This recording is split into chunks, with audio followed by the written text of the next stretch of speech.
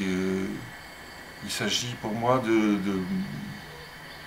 encore une fois, célébrer, rendre grâce à pas grand-chose qui se passe quand on est dans la campagne, effectivement, où on peut s'amuser à composer son paysage de façon assez enfantine. Il y a un arbre là, puis après une chèvre, et puis une barrière.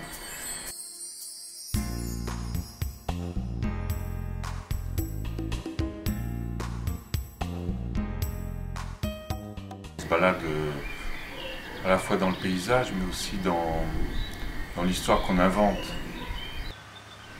C'est construit comme une phrase. C'est en long. Et on peut avoir une vision qui fait des bonds en avant ou des bonds en arrière. C'est plus qu'une phrase simple, c'est plutôt, si je peux me permettre, une sorte de poésie. C'est-à-dire que la phrase n'est pas structurée de façon habituelle et on peut la lire comme on veut, à l'endroit, à l'envers, en commençant par le milieu.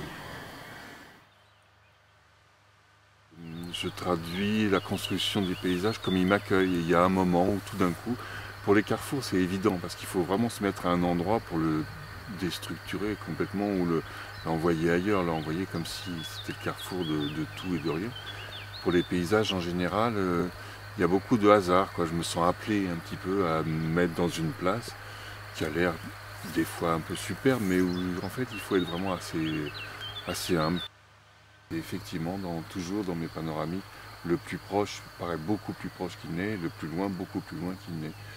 Et voilà, là encore, c'est simplement un jeu, quoi, une plaisanterie, mais en même temps quelque chose d'assez émouvant, quoi, qui est difficile à percevoir, simplement parce qu'on se dit qu'il y a des chemins possibles, quoi, et qu'en accentuant la porte tout près, on lui donne de l'importance, on donne de l'importance au voyage qu'on va faire vers le plus lointain, qui est immense mais qui est rapetissé. En fait, les animaux et le paysage même que je photographie, en fait, ils contemplent le spectateur. Le spectateur ne le sait pas, il croit contempler un paysage dans tout son déploiement circulaire, mais c'est le contraire, c'est le paysage qui est en train de le regarder gentiment. Voilà, c'est pour ça que c'est gentil. J'essaie de faire lire à la nature, aux gens, aux spectateurs, à moi-même, qu'est-ce que tu fous là ?